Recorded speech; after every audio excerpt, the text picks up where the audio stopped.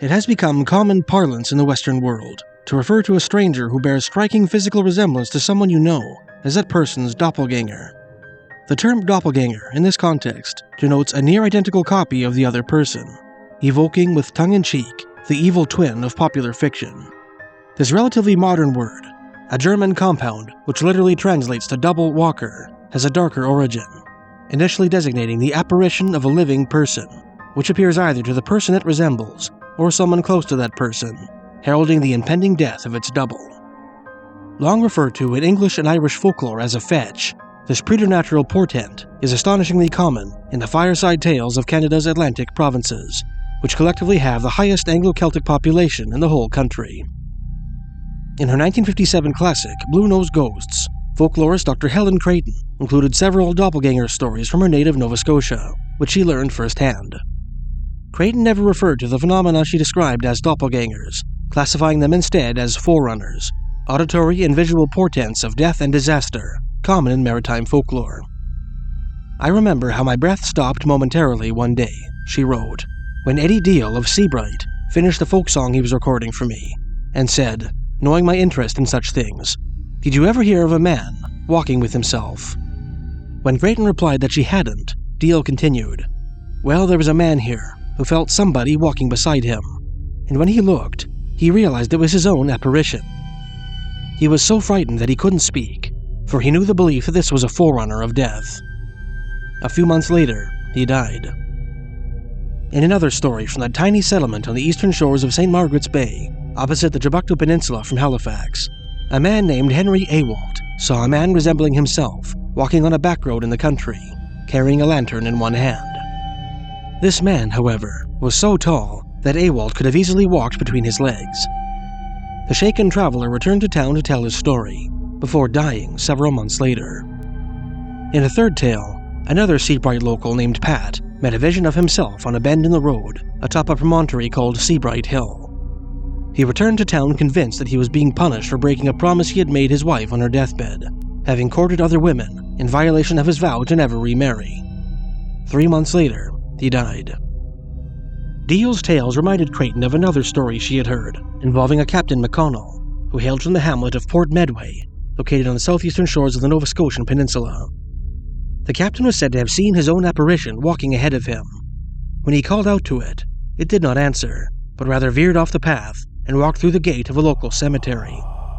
Soon after this eerie vision, McConnell succumbed to a bout of pneumonia. After briefly referencing another incident, in which a man from Tancook Island, in St. Margaret's Bay, died from diphtheria after seeing a vision of himself when he was going to shore, Creighton included a story told to her by an anonymous witness who hailed from the community of Tangier, about 70 kilometers up the coast from Halifax.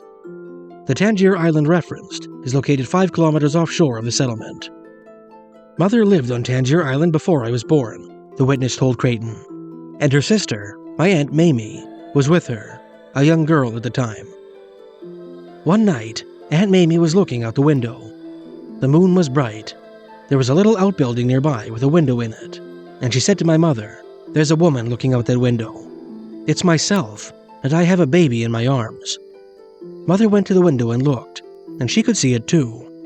It was too far away for it to be a reflection, and anyway, Aunt Mamie wasn't holding a baby at the time. But 15 years later, when she died, she had a baby in her arms, and my mother recalled the incident." The 15-year gap between the sighting of the apparition and the fate it foretold seems to be an anomaly in maritime doppelganger lore. One incident in which the gap was much shorter took place in the town of Amherst, Nova Scotia, at the northern tip of the Bay of Fundy, near the New Brunswick border. Incidentally, the setting of one of Canada's most chilling poltergeist cases. In this story, a woman named Rachel lived with her husband in an old house, the doors of which had bolts instead of latches. One night, when the couple was settling into bed, the bedroom door kept swinging open, as if the bolt had slipped. Rachel's husband arose several times to refasten the door, but every time he stole back into bed, the door swung open again. On the last occasion, the husband looked behind the door to see whether he might ascertain the cause of the malfunction, and met with a terrible sight. He fastened the door, returned to bed, and began to shiver violently. "What did you see?" Rachel asked. The husband refused to tell her. Several days later, Rachel, who had hitherto enjoyed good health, fell ill and died shortly thereafter. When her husband saw her body prepared for burial, dressed in a white gown and laying in the casket, he told the story of his experience to his family, claiming that he had seen Rachel laid out in her grave clothes on the other side of the door. Another doppelganger story which Creighton included in her book harkens back to a time when Nova Scotians from the western end of the province had to travel to Halifax by ox team. Many years ago, a family of 3 were compelled to undertake this journey, stop for the night in the home of the wife's sister in the settlement of 3 Mile Plains, at the southern end of the Bay of Fundy's Minas Basin. That night, the husband got up to fetch a bottle of liniment for his wife, who was suffering from a toothache. While walking through the house, he caught a glimpse of his sister-in-law, the woman of the house, sitting in a chair nursing her baby. With a thrill of terror, the husband realized that he could hear his sister-in-law sleeping soundly in the next room. Fleeing the apparition, he awoke his sister-in-law and told her what he had seen. She, in turn, roused some hired farmhands who were asleep in another room, who arose just in time to see the apparition walking into a blacksmith shop across the road. A search was made of the small building, but no trace of the woman or her baby could be found. The following week, the sister-in-law's newborn infant died, leading the family to conclude that the apparition had been a forerunner of the tragedy. One last chilling doppelganger story, which Creighton included in her book, which this author covered in a previous piece, involved a man named A.B. Thorne, who hailed from the settlement of Karsdale, near the western coast of the Nova Scotian peninsula. Thorne claimed that one moonlit night in the early 1900s, when he was about 20 years old, he and his friend Joe Holmes had a run-in with a terrifying creature which appeared to be a skeleton with skin and hair, dressed in formal clothes. The creature chased the pair down a dirt road to the Holmes family farmhouse, where it alighted atop a rotten pole and stared at them. 1 year later, Joe fell ill with laryngeal tuberculosis, a condition which left his mind clear and rational, but gave him terrible throat pain. Near the end of his illness, when the pain became almost too much for him to bear, Holmes claimed that he was visited by the same skeletal apparition that he and Thorne had encountered 1 year earlier. Frightening figure massaged the dying man's throat, immediately relieving him of pain. Several days later, Holmes succumbed to his illness. "I sat up with him every night," Thorne said, "and you know what he looked like when he died? He looked just like that man, for he was pretty well wasted away." Breton included a unique doppelganger story in her 1950 article, Folklore of Lunenburg County, Nova Scotia, Lunenburg being a historic German-Canadian settlement located just south of Mahone Bay in the storied Oak Island, the site of Canada's longest-running treasure hunt. This remarkable tale might be more accurately termed a Dreifachganger or triple walker story, as a vision of a living subject was spotted in 2 different places at the same time. It also has a distinctly different ending from all other Forerunner tales which Creighton reproduced. An anonymous informant from Mahone Bay told her, "I wasn't married yet, and I was coming home one moonlit night when the snow was on the ground, and it was almost as light as day. About 100 yards ahead of me, I saw a man get up out of a snowbank, and I thought, I'm not going to tussle with you," thinking he was drunk. Then I thought, no, I'll see who it is. As I got nearer, I thought it looked like my brother, but I knew that my brother was out courting in another direction, and I couldn't understand it. The apparition walked ahead of me 300 yards, and when I got up to him it was 20 yards. He had a brown ulster on, and his pipe was in his mouth. I even saw his eyes blink, and then I walked up behind him about 3 or 4 yards, and when I went up closer to look at him, there was nothing there. He had vanished. My brother lived with my uncle, and the next morning I told my uncle what had happened, and asked him where my brother had been at the time. He said he had been home in bed because he was sick, so we decided not to tell him anything about it, because we thought that seeing him when he wasn't there must be a forerunner, and that he was going to die. When he got better, I told him, and he said to me, "Stop," because another friend of his had met him in another place that same night. The evening after it happened, I went back to the same place to see if it could happen again, but there was another man there, not an apparition, but a real man this time. He said, "What are you going to do, fight me?" I knew him, so I told him what had happened the night before. He said, "Was he coming towards you or going away from you?" I told him he was going away from me. "Well," he said, "take it from me. That is a sign of a long life for both you and your brother." Helen Creighton is not the only maritime folklorist to document Nova Scotian doppelganger stories. In his 1980 book, Ancient Peoples and Modern Ghosts, folklorist George Young, perhaps best known for his colorful theory regarding the nature of the fabled Oak Island treasure, included a Forerunner story set in the fishing village of Riverport, located just south of Lunenburg. One day in 1974, while doing household chores, a young woman named Audrey Nouse, who lived with her husband Frank in a large duplex in Riverport, caught a glimpse of a short, silver-haired man in a black suit standing in the living room, watching her with a mournful expression on his face. It was only for the briefest of moments, Young wrote. Then he'd disappear, as though he had never been. Audrey contemplated the vision for some time, and concluded that it was a forerunner, portending the death of her father, who had been diagnosed with a terminal illness the previous week. She decided to keep the distressing news a secret from her family. The old man appeared to Audrey several more times over the next 11 months, sometimes alone, and other times when she was in the company of friends and relatives, who apparently could not see him. One day, the old man appeared when Audrey's uncle was visiting. They'd been standing in the hallway chatting, Young wrote, both facing the direction of the living room doorway, when the old man materialized, just standing there and looking at her very sadly. The uncle became speechless, staring at the opening with wide eyes. Suddenly, the ghost was no longer there. "You saw something, didn't you?" Audrey asked. "Yes," was the uncle's only reply. "I've seen it several times before," she continued. "Sometimes he stands in the doorway like that, and sometimes he's just standing in the living room. One time, I saw him sitting in the old rocking chair. I wonder who he is." The uncle didn't say anything, but turned and walked back into the kitchen. Within a few minutes, he'd said his goodbyes and was gone. One morning, at around 9 o'clock, 11 months after the vision first appeared to her, the old man materialized in front of Audrey one last time. This time, the man wore a light gray suit, and wore a smile instead of the melancholy frown he typically affected. After about 5 seconds, he disappeared. Shortly afterwards, Young wrote, she received a call informing her that her father had peacefully passed away in his sleep. One last Nova Scotian doppelganger story appears in folklorist Mary L. Fraser's 1932 book, Folklore of Nova Scotia. This tale is set on Cape Breton Island, a large rugged isle which lies just north of the Nova Scotian peninsula, home to the brackish Bras-d'Or Lake.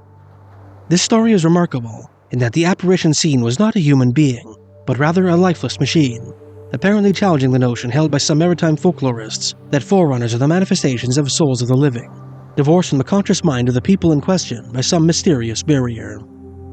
Some years ago, Fraser wrote, people who live on a certain hill at Barachois, Cape Breton, used to watch a phantom train glide noiselessly around the headlands of the Bras-d'Or, and came to a stop at a gate leading to one of the houses. One who saw it herself told me how at 7 o'clock every evening for a whole month, every family on the hill would go out of doors to see it. Every coach was lighted, but no people could be seen. At the hour of its approach, some people sometimes went down to the track to get a better look at it, but were disappointed at its not coming at all, although the watchers on the hill saw it as usual. At the end of the month, a man was killed by a train at the gate to which the phantom train used to come. Nobody saw it afterwards. This tale bears remarkable resemblance to another phantom train story from Medicine Hat, Alberta, which this author covered in detail in a previous piece. In this story, a pair of railway employees, upon rounding a particular cut bank at the eastern end of town one night, were confronted by the headlight of a westbound train on an imminent collision course with them. Right before impact, the oncoming locomotive glided laterally off the tracks and sped past them, its phantom crew waving greetings to them from their places in the cab. This eerie nighttime apparition, which recurred several more times, proved to be a warning or foreshadowing of a terrible train collision which took place on June 8, 1908, at the very spot where the apparition appeared. The crash killed 5 men, one of them an engineer who had seen the phantom train, and seriously injured 3 more, including a fireman who had witnessed the apparition. The phantom train of Medicine Hat is not the only Canadian doppelganger story set outside Nova Scotia. In his 1899 book, Wyandot Folklore, American historian William Elsley Connolly included a superstition of the Wyandot tribe, a marriage of the Huron and Petun nations, whose members are scattered throughout Quebec, Ontario, the American Midwest, and Oklahoma, which evokes a doppelganger phenomenon. Intriguingly, The Wyandot conception of the doppelganger seems to accord perfectly with Helen Creighton's Dreifachganger Story from Lunenburg. Many superstitions are believed in to this day by the Wyandots, Connolly began. Perhaps some of them are those of white people. Others are of Indian origin. One of these is the seeing of the soul of a person. Often, persons that are known to be miles away or to be sick in bed are met on the highway, usually at the crossings of streams, or they are seen walking about the fields and paths. If they are seen in the forenoon, the omen is good for the person so seen, and the earlier seen, the better the omen. But if seen in the afternoon, the omen for the person so seen is bad, and if after sunset and before midnight, it indicates that the person so seen will die in a short time. The Wyandots appear to share a belief in doppelgangers with their historic Iroquois enemies, whose 17th century depredations resulted in the birth of their hybrid nation. Rather than being a portent of death and disaster, however, the Doppelganger of Iroquois legend appears to be a First Nations variation of the evil twin trope of modern fiction. In his 1923 book, Seneca Myths and Folktales, American folklorist Arthur Caswell Parker included an old Seneca Iroquois legend about a youth who had black hair on one half of his head and reddish hair on the other, who lived with his sister in a wigwam in the woods. This young man, for reasons unexplained, had a double who shared his appearance in every respect, going so far as to wear the same clothes as him. In character, however, the double was the opposite of the youth he resembled. While the youth was virtuous and forthright, the double was treacherous and nefarious. One day, while the young man was away on a hunting trip, the double visited his sister and made romantic advances towards her. The sister angrily spurned these overtures and sent the double away, believing that she had been assaulted by her own brother. When the youth returned, his sister scolded him for his impropriety. The young man pleaded that the offender must have been his double, but the sister did not believe him. Sometime later, the youth went out on another hunting trip. As before, his double visited his sister in her lodge, and was again angrily rebuffed. This time, however, the sister scratched the doppelganger's face with her fingernails, leaving angry red marks, which she hoped would help distinguish the supposed impostor from her real brother. Later that day, the brother returned home from his hunting trip, bearing marks on his face, identical to the scratch marks that his sister had left on the double, leaving the sister with no doubt that her brother had concocted the double story in an effort to escape censure for his deviant behavior. When confronted with this evidence, the brother pleaded that he had scratched his face on thorns while hunting deer, and surmised that whatever befalls his double also befalls him. The double returned to the lodge a third time when the brother was on a hunting trip. This time, the sister slit his shirt with a knife and spattered it with grease. When the brother returned home, his shirt bore similar damage, which he attributed to a broken tree limb and his lunch of bear grease soup. Predictably, his sister did not believe him. Determined to bring an end to his double's predations, the brother set out into the forest, located his mysterious duplicate, and brought him back to his lodge to present him to his sister.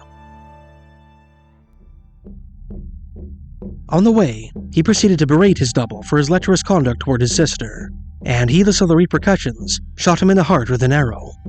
The sister saw her assailant fall to the floor, Connolly wrote, and then looked up as she heard her brother give a war cry and fall as dead, with blood streaming from a wound in his chest over his heart. In part 2 of this story, the brother is magically brought back to life. He disposes of the double's body, and warns his sister that the double's mother will soon arrive at the lodge, believing that her son had successfully won the object of his affection. He tells his sister that he must play the part of his double, and that the two of them must pretend to be man and wife. After a while, Connolly wrote, footsteps were heard, and the door was flung back. A witch woman looked into the lodge, and seeing someone that resembled her son standing closely to a young woman, the witch said, "I now perceive that I have a daughter-in-law." The deception is almost betrayed by the ghost of the double, who speaks to his mother through the flickering fire, telling her that he had been murdered by the man who is presently assuming his identity. The youth manages to explain this away, and agrees to return to his maternal lodge, as was Iroquois custom, with his new wife. After feigning married life in the witch's lodge, the young man and his sister make their escape.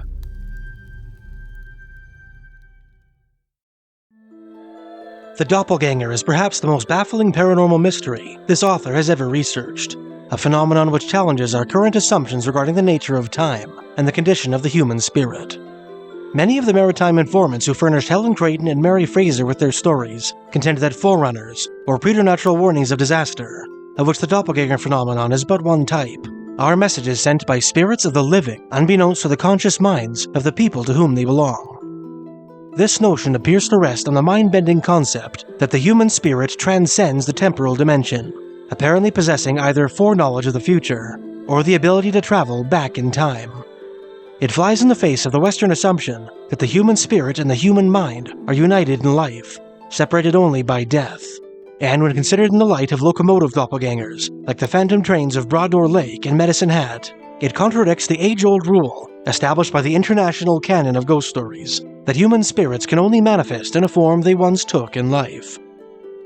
That doppelgangers are messages sent by some sort of intelligence seems to be undeniable, assuming such stories are true. But are the messengers truly spirits of the living, as many Maritimers contend? Is it possible that the bearers of these mortal missives are angelic in nature, serving either the divine or the diabolical? Might the conveyors of such gloomy prognostics be the spirits of the dearly departed, intending to prepare friends and relatives for their imminent reunions with their Maker? Or do they represent a hidden truth about reality, which the human mind has yet to comprehend?